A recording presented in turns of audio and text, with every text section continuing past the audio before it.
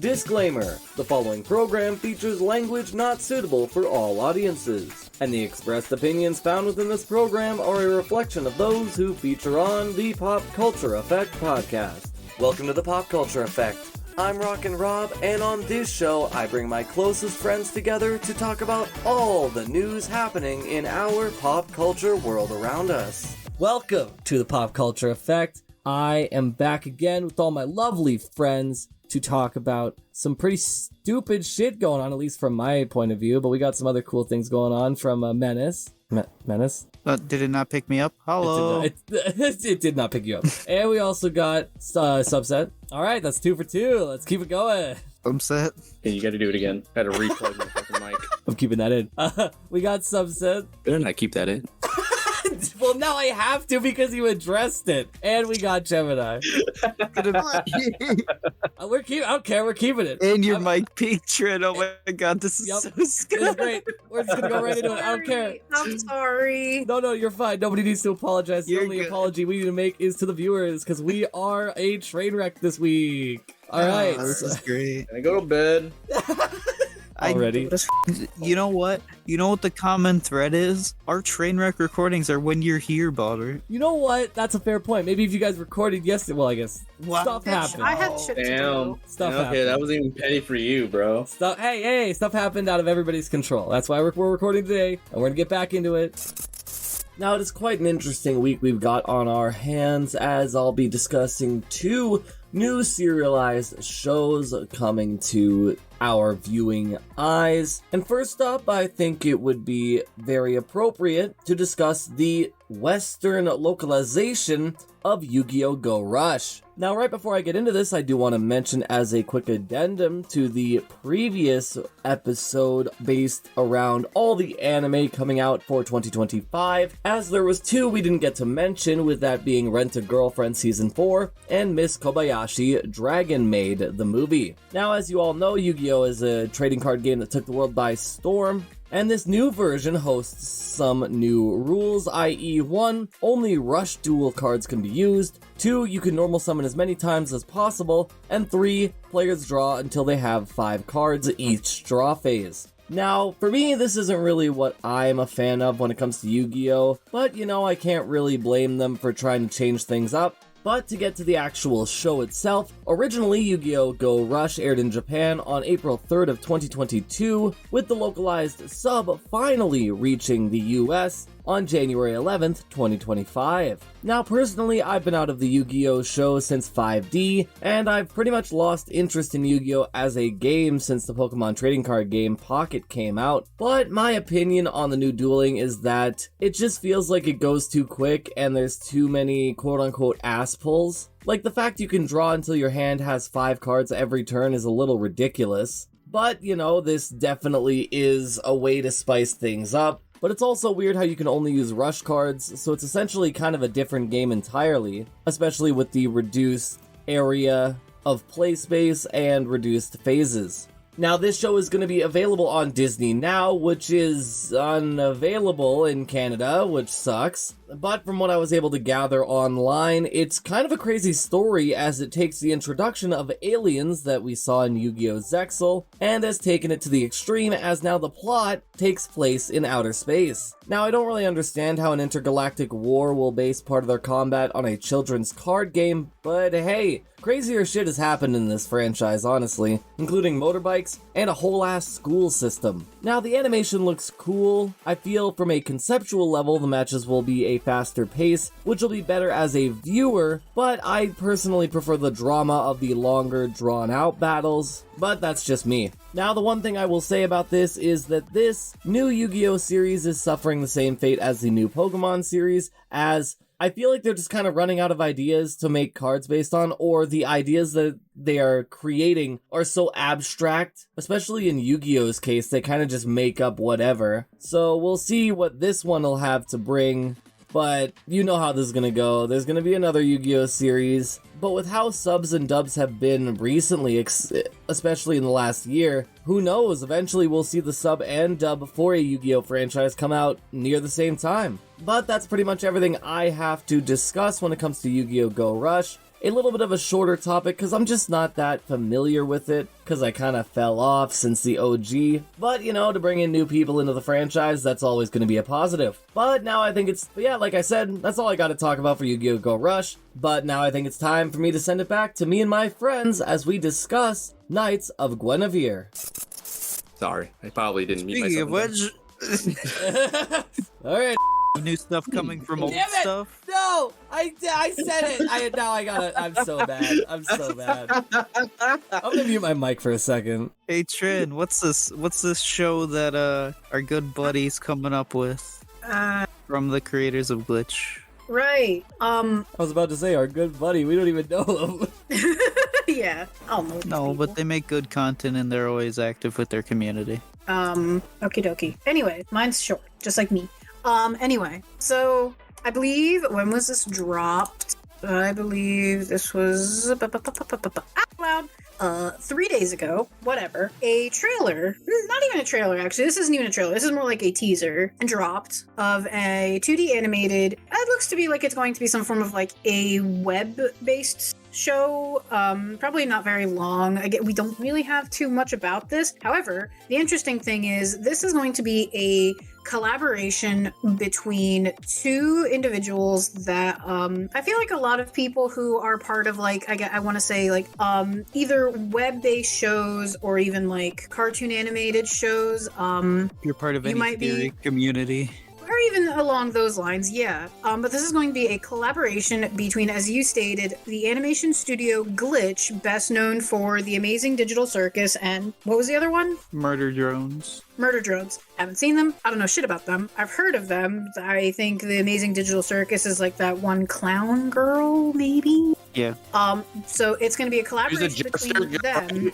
Whatever. I don't care. And Dana Terrace, who was the creator of the Owl House. Yay. So it's going to be called the Knights of Guinevere, and really all we know so far, if they've dropped any information, which I think they're kind of trying to keep a little tight-lipped about it, fair enough, is it showcases a very colorful woman kind of like sleeping in this like pretty enchanted forest, everything. It's kind of giving like color pop, Sleeping Beauty, like fantasy vibes, and then it just starkly cuts to this like robotic woman like thrashing around in a like a lab and like attacking people almost while she's like strapped down to this like examination table or something. So apparently the Knights of Guinevere, which is an upcoming web series, is going to be a sci-fi psychological thriller. It'll be Glitch's first ever 2D show, and as I stated, a collaboration between Dana Terrace and Glitch.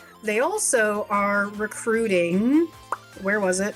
It's also, as Terrace co-created this new series. Hold on, I'm rereading. While you are reading, I will say this makes me so excited that you said it's a thriller, knowing how, because there are some scenes in the Owl House that are like shocking and like literally jarring, especially with like Hootie and just some of the suspenseful parts. And then with how grotesque you can see Glitch being with Murder Drones. I know that's 3D animation, different from 2D, but I'm very excited to see this. Yeah. So yeah, that's all we get, but the hard switch from cutesy fairy tale whimsy to creepy body horror makes clear this is a Terrace joint. It's also a bit of a reunion, as Terrace co-created and is co-directing this new series with John Bailey Owen and Zach Marcus, two key Owl House writers. So not only is it being co-created by the Owl House creator, but also bringing on the team are two of their writers as well. Oh my god, I just realized something. This could be possibly, and this is big stretch here, so this could be possibly connecting and leading up to the return of Gravity Falls. You think so? So there is a specific image in the Book of Bill, which has, for those that don't know, has reignited the whole surge for Gravity Falls and everything, that connects Gravity Falls, Owl House, Amphibia, and another show I can't remember, but there's a fourth one. And with Owl House being represented, it is been shown that there are multiple universes in the Owl House as well. So this could be another one of those universes. It could be, but I mean, that's a very, very intense speculation right off the bat. There's more to it. I just didn't want to go in it. There's stuff about a season called Anti-Gravity Falls. There's stuff talking about other universes for the Book of Bill, and that could lead off with shows. Alex Hirsch and the writer for, or the creator for this show, have been having talks Terrace. as well. Yeah, have been having talks as well. Isn't it just Disney that's holding Alex Hirsch back from like bringing it back fully? Yeah, he said, well, no, he's in a deal with Netflix right now. No, you're right. It's the deal. I know Disney is like kind of what the Owl House over. They canceled the Owl House because it was too woke. They canceled Gravity Falls because it wasn't doing well at its time, and then like the year afterwards it gained its big following. It's ironic that they f***ed over a lot of people that have like really big cult followings now. Yeah, it's ironic that they did that. And then I also have to, this might go down a slightly bad path, and if it does, you can stop me, Robbie, but I do find it severely ironic that Disney axed the Owl House for it being too woke, but then you see a lot of the shit that they're trying to pull with some of their newer movies It's that are so kind of egregious. leaning way too far in that like But okay, so I will direction. say, It's like you at had the a wholesome time lesbian when couple Owl right House there. came out, and with the stuff that was going on, I could see why it was a bit much. It's the same 'cause shit it with was- Steven Universe and the whole controversy around the wedding episode. No, the last season of the Owl House, when, for those that don't know, they do go, human travels to Demon Realm. At the end, close to the end of the second season, they go back to the human realm, and it comes out that, you know, main character's bi, has a girlfriend, mom's accepting of it. And she's really like that. Like they kind of push it onto you, and it's really fast, and it's like a time skip thing where you get to see everything, so it all just kind of happens all at once. So I can understand from the aspect of how it happened in the show, how it's jarring, but in that instance, I can understand that, because that does make a little bit more sense. Where if it's something that's like kind of a slow burn throughout the series, that's one thing. But yeah, if it is, and like I have seen that, like to give both sides, sorry, the relationship between the main character and the girlfriend was a slow burn. It was kind of like, it was built up very well throughout the series, but like the execution was probably a little rushed. The execution of when they got back and her coming out, it was like, hey, I'm here, this is my girlfriend, yeah, I'm bi, okay, I accept it. Literally having a big gay party. It was great. Yeah, but when it's on a channel for children, I can understand that them being a little risky, just due to the fact that it's a very gray area. Especially here in America, it is a very big gray area, because on one hand, you really shouldn't be having the media push a lot of these things onto children. I'm of the firm believer that while it shouldn't be shunned and everything, and I feel like it should be shown, I do feel that it shouldn't necessarily be pushed onto younger audiences in such a dramatic sense. That is something I feel that falls to the parents to whether or not they wish to expose their children to it, and it shouldn't be pushed heavily. I don't know if you would agree with that or not, but that's just my personal viewpoint. If they had that scene, but because this was all, like I said before, this was all during a time skip, so there was no talking, no nothing. It was literally her showing, it was main character's name is Luce, showing her girlfriend Amity to her mother, and then like literally fade away to next scene where they're together kissing and having a big gay party. I think if they just probably didn't have that scene, it might have been a little better. This is coming from someone who hasn't even seen the show. If you Personally, wanted to have that scene and just stop the time skip and be like, hey mom, this is my girlfriend Amity, and her being like, oh Luz, I didn't know, but I accept you. There, that's all you needed. There you go. Yeah. Honestly, specifically for the Owl House situation, what I see, it was a big middle finger due to they had to rush it and that they had to finish the show within this episode because Disney said no. That Especially I don't how know when during the no and I don't know during the when drama that episode specifically was created to when they received the notice of them being canceled, because they received the notice sometime during the making of season 2. And this episode happened towards the middle to end of season 2. So they could have known, and this could be a big middle finger, or this episode could have been planned. They could have saw that episode and been like, yeah, you guys are done. Yeah, we don't really know what happened in the inner workings of it. But yeah, like it's a mixture of it both sucks that because I haven't seen it. It's kind of on my list to eventually watch one of these days when I get around to it, when I have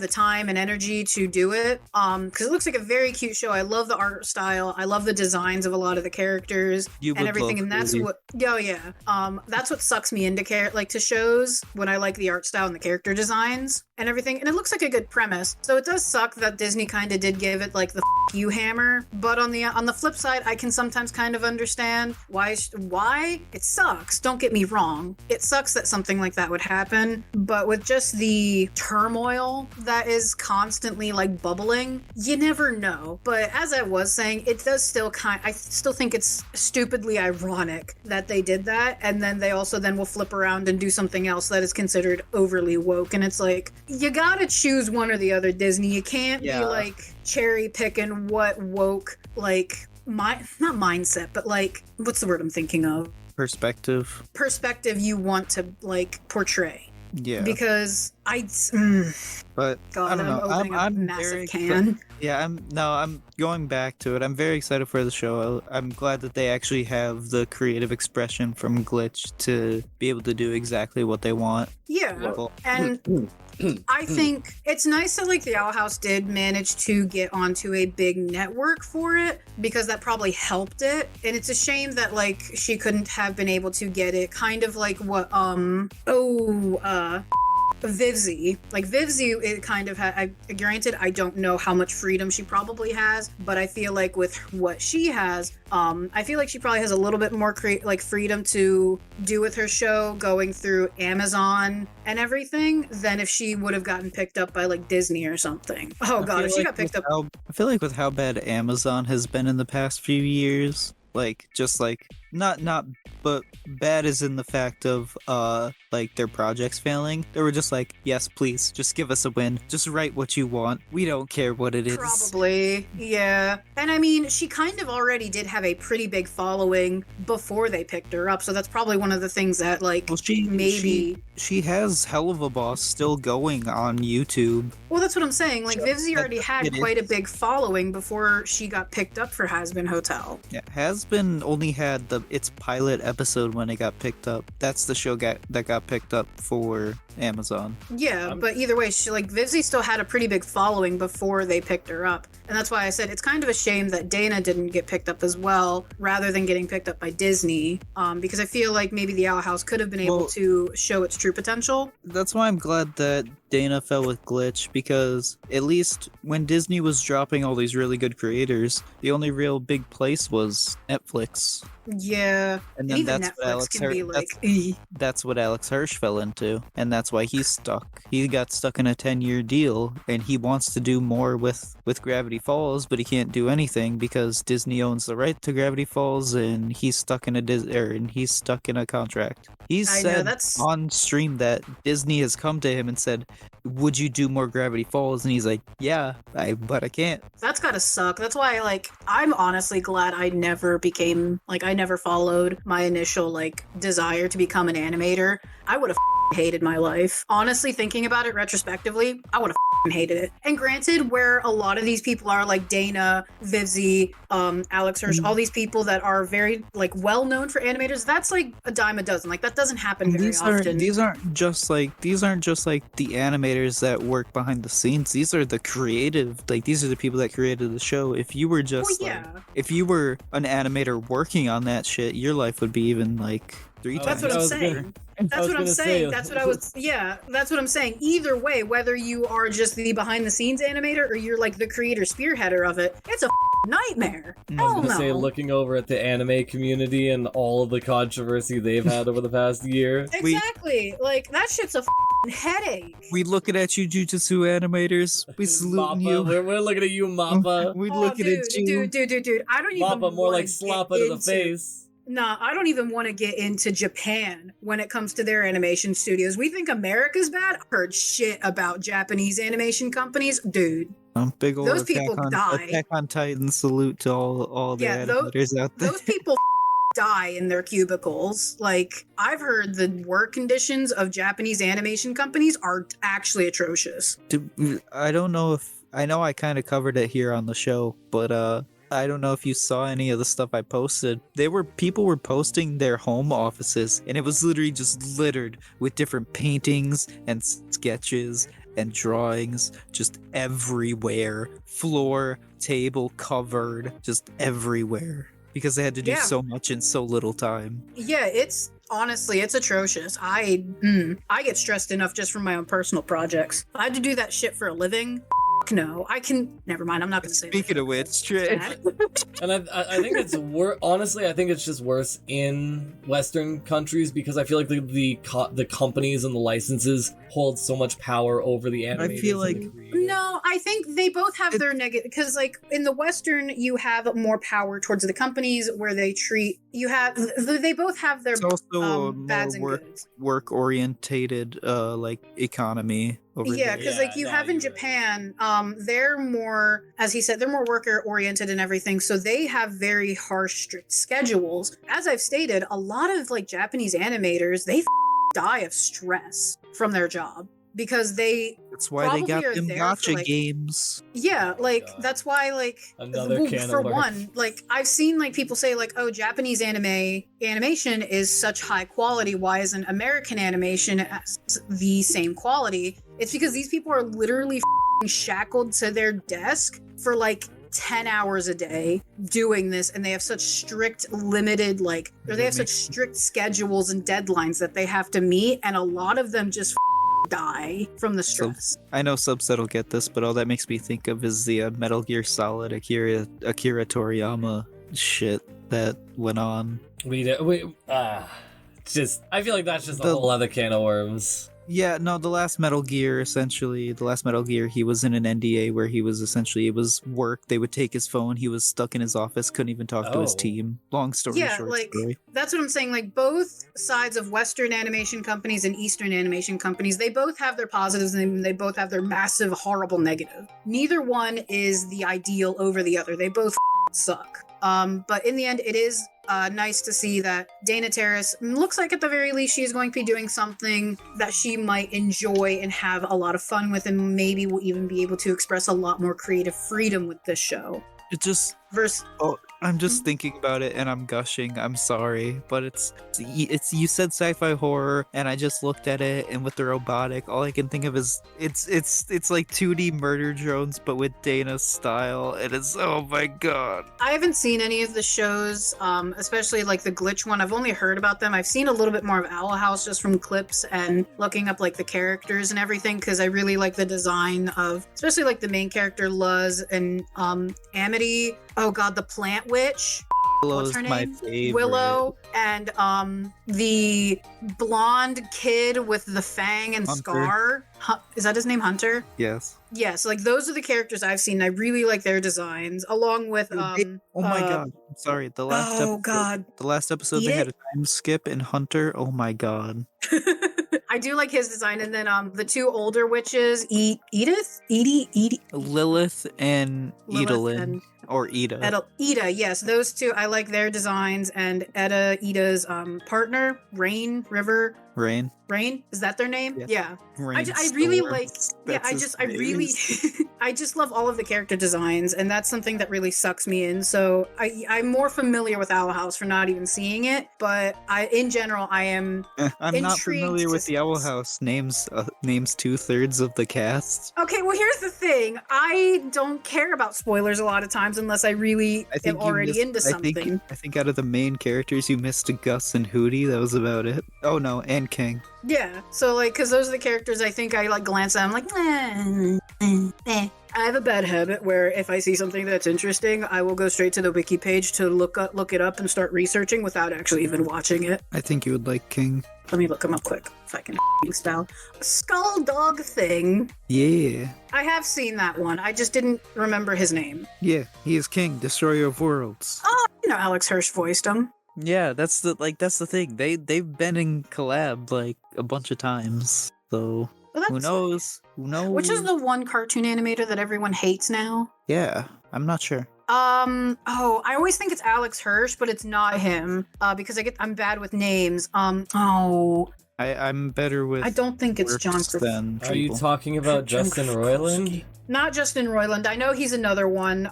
No, he did. Oh God, what did he animate? I didn't watch it. Fairly Odd Parents. That dude. Oh, Butch Hartman? Oh, he sucks. He's an Yeah, asshole. Butch Hartman. I always get him and Alex Hirschman. What mixed happened up. with him? Oh, he's Actually, just wait, a- no, don't tell me on recording. It's No. nothing bad. It's just he's a dick. Oh, okay. I think he's just stinky, Hey, like normally, personality-wise. Yeah, Oh. no, I get you, man. I only see TikToks of people asking him to draw other animated characters in his style. And his art If I style recall, is I getting think- worse and worse as the days go by. I mean, I'm gonna be honest It's with you. Butch Hartman's animation, art style, was never that good to begin with. I'm sorry. I know everyone loved Danny Phantom. I'm gonna say it. I didn't like Danny Phantom. Hey, Hey, I have the whole box set. I like the No one writing. respect the No one boy. said it had to be a complex art style to be a good story. I'm not saying that. I just think his art style was sucked. Well, which I can actually somewhat agree with you, but yeah, and sometimes his art style was meh. Okay, I It's can a- agree it's a with you for simplistic Fairly art Odd Parents style, and it's Danny just- Phantom, but what about the pilot Crash Nebula? That looked pretty dope. Did he do Ben 10? Ew. I just No, don't no. like Alex Hirsch's. Or Okay. not Alex Hirsch. Butch dude. Hartman doing Ben Butch 10? Hartman. Oh no. Yeah, God, I that just would don't look like gross. Butch Hartman's style. It's ugly. I'm Yeah. trying to think of those years of TV shows, and the best one I can think of is what was it, Omniverse, when Ben was older? Yeah, even though he technically Yeah. wasn't, because at that point the creative team didn't know if they were going to write him as child Ben or adult grown-up Ben. I thought when he's got the green jacket and he's mid-teens. No, but what I'm saying is, regardless of even into Ultimate Alien, the writers were like, do we write him as the responsible Ben, or do we write him like an idiot? And like 6 times or 4 times out of 10, they'd be like, let's write him like an idiot, even though he's already learned these lessons and he's gonna have to learn them again. But that's another rant for another day. Anyway, I got off topic. We've been rambling for a minute. We have been, because I have a tendency to do that when talking about art and animation. I mean, it's good because the whole thing. The main point I wanted to make is I'm so glad that there is YouTube and there is platforms where all of these unutilized animators and talent can go and just kind of flourish. Mm-hmm. And I hope that if stuff doesn't work out, that Alex is able to go either back to Disney, because I know that they at least treated him well up until the end. But at least he seems to don't be make it willing. sound like that. No, he at least he said that he was willing to go back, so it doesn't seem like there's any ill will or anything. Yeah. No, But, it's just the emphasis you put on the end. I was like, no, he's still Just alive. if he's if that doesn't work out, I hope that maybe Glitch could pick him up, or if there are any other up and coming animators that these other companies like Glitch or even Viz. I know Viz is gonna be coming out with the new Ruby season here soon. Mm-hmm. So I don't know.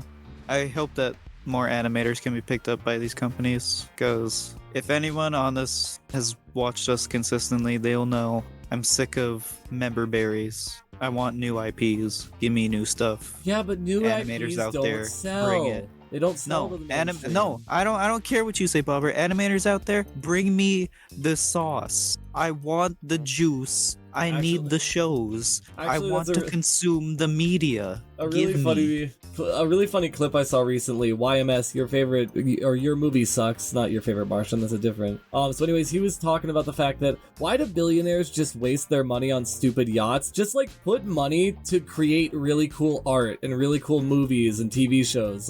Do it for the good of the world, not just to. You know what I mean? Imagine if Butch Hartman was just given $1 million and it's go do whatever you want. Here's $1 billion. Even along those lines, imagine if Elon Musk was just put a bunch of his money into I don't know, put it into, let's say, the Larian, and it's just like, yeah, make a bomb ass Baldur's Gate 4. You guys thought you weren't gonna make any more Elden Ring? Well, here's $1 billion. That's Baldur's Gate, not Elden Ring. Oh, I thought you said Larian. My bad. Yeah, I did. Yeah, Larian is who made Oh Baldur's no, Gate, I got the dork. games mixed up with who developed. Yeah, that's from Software. Yeah, my bad. But yeah.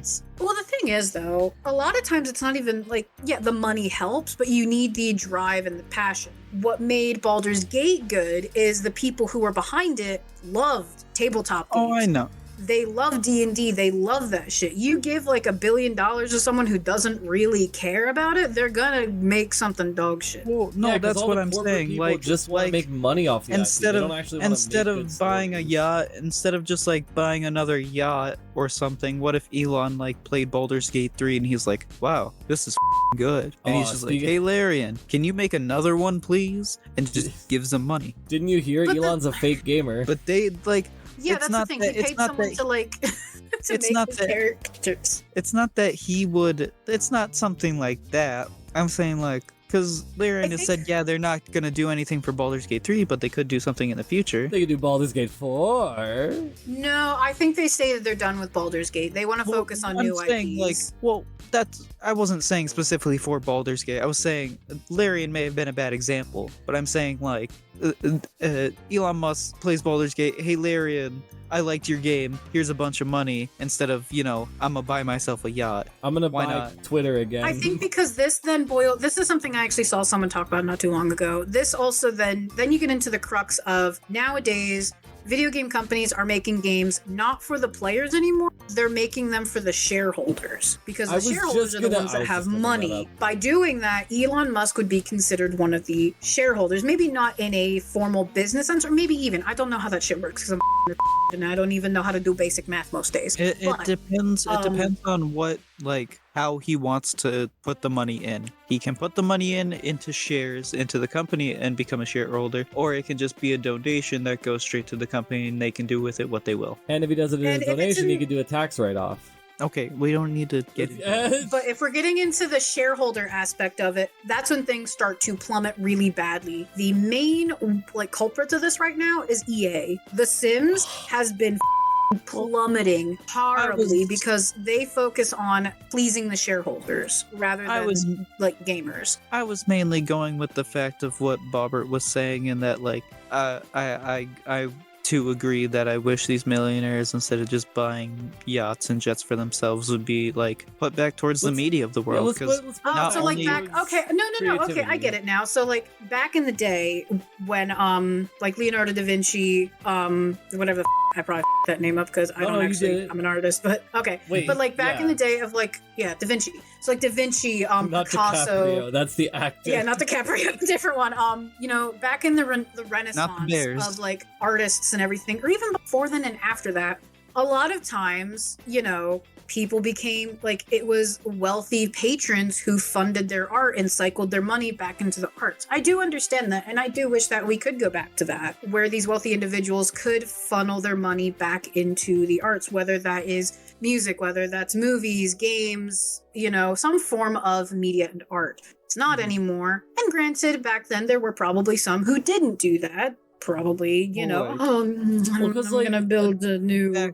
Back then, actors in the movies and stuff would put their money into the movie and stuff like that too. Yeah. So it does kind of suck, but Because art is the thing that's gonna outlive us all. All the movies, all the songs, all the television shows that come out. That's what's gonna outlive us all. So that's what we should put our time and effort. Yeah. no. If anything, the millionaires are funneling their money into furry. But see, that's where I was- Okay. That's where I was Actually, scientifically, That's where I was That's agreeing technically with you though, Bobbert. Was if they put it back into a new game or a new movie, people will remember them not only in a better light than people do now, which not gonna specifically say, but Elon did a certain symbol at the inauguration today. I just saw that as I was scrolling through. That people should not usually see. Let's not open that can of worms, please. Yeah. But anyway, Let's just say it looks like if he was something on his face. Let's if keep he it was firmly close. if he was to put his money into video games instead of doing that, and be like, hey, FromSoft, make this bomb-ass Elder Scrolls game. Whatever you want, this is a donation. Wait, Just... hold on. From Soft No. Elder Scrolls? Yeah, From Software. Elder You mean Scrolls. Elden Ring. Elder Scrolls No. is a different... No, Elder Scrolls Ringborn, Sekiro. Oh, I think we're all having Shadows. aneurysms now. I think Elder Scrolls No. is Bethesda! I know. I was meeting Elden Ring, but I was trying to do the Elden-born ring thing that we made, but I can't Yeah. remember the thing. Elden Darkborn. Dark Elden Darkborn. It's Shadowborn Souls Ring, something like that. Something like that. Yeah, something like that. But anyway, if he was to just put it in to be like, yeah, make this new game, however you do, you make good games, people would remember him for that shit instead of the dumb shit he did on TV today. Elongated Muskrat does a lot of dumb things. Yeah, one of the main ones was buying Twitter. Anyways. I mean, nothing's really changed with it. Not really. It's still a bunch of, like, weird no, shit sorry. and, like... You gotta pay $10 for that blue check mark. Oh, don't even get me started. Don't even get me started. Okay. So yeah, animators. Gotta love them. They're gonna be great. I love anime. Yeah, try and do the outro. What, me? Yeah, it's your topic. You're the one ending. Ah! That's I'm facts. keeping that in. You. You best not keep all this in, Baller. Not all of He it, will. but bits and pieces I will. I need a minute. You are the queen of outros. Please don't call me that. Honestly, I felt weird after it came out of my mouth. I apologize. Yeah, please I never immediately- call me that again. Next week, you're gonna see in the thumbnail me holding up a sign saying I'm sorry, and I'm gonna post my public apology. Please, you have to, like, be dressed in, like, the most, like, basic, dingiest of clothes, and you have to be crying as you I'm stare gonna into be the crying, camera. holding a puppy, and what else? Playing a ukulele. Yeah, playing a ukulele. Anyway, Okay. Alright, let's end this before we just moving on. never end. That's all that I have to say. That is all I'm pretty sure a majority of us have to say and talk about with you today, tonight, tomorrow, whenever the this is being posted No, of the we're day, just time, gonna ramble anytime. on forever. Yeah, I mean, if you shut guys up. want me to talk Anyway, about Spectacular Spider-Man some more, I definitely Shut up. can. shut up. We're wrapping it up. Now, I know I've already discussed the newest Yu-Gi-Oh! Series to come out. However, there's one other thing I wanted to discuss today, and that is the new Goosebumps The Vanishing series. Now, when I went into this show, I thought I'd have a lot to say about it because I am somebody who loved the original Goosebumps books, and somebody who also enjoyed the television show, and somebody who appreciated when Jack Black was kind of at the forefront of it. But this just felt like Riverdale. This just felt like Riverdale for Goosebumps. It was decent. It wasn't terrible, but at the same time, it could have been so much more given the original concept that it's derived from. I mean, hey, we got a whole 8-episode season where we saw a haunted car, a haunted plant, monster blood, which was really cool, and then body snatchers. Like, that's cool, but I just hope we get something more interesting. And also, I just want to say I pretty much hate the majority of the characters. Like, they're all fairly unlikable. I mean, they kind of become likable by the end of the season, but still, it's just feels weird. It feels oddly rushed. It felt like this felt like a 12 to 14 episode plot that was squeezed into 8 episodes, where you missed out on a lot of other cool concepts. Like, where are the puppets? Where are all the other iconic characters and featurettes from the books, you know? And the ending music is egregious because it is your typical pop culture music. Where is the classic feeling of Goosebumps? This doesn't feel like Goosebumps. This feels like a concept that got the Goosebumps logo slapped onto it rather than a Goosebumps show that was created from its conception. Now, if you want to watch the 8 episodes, you can check them out on Disney+.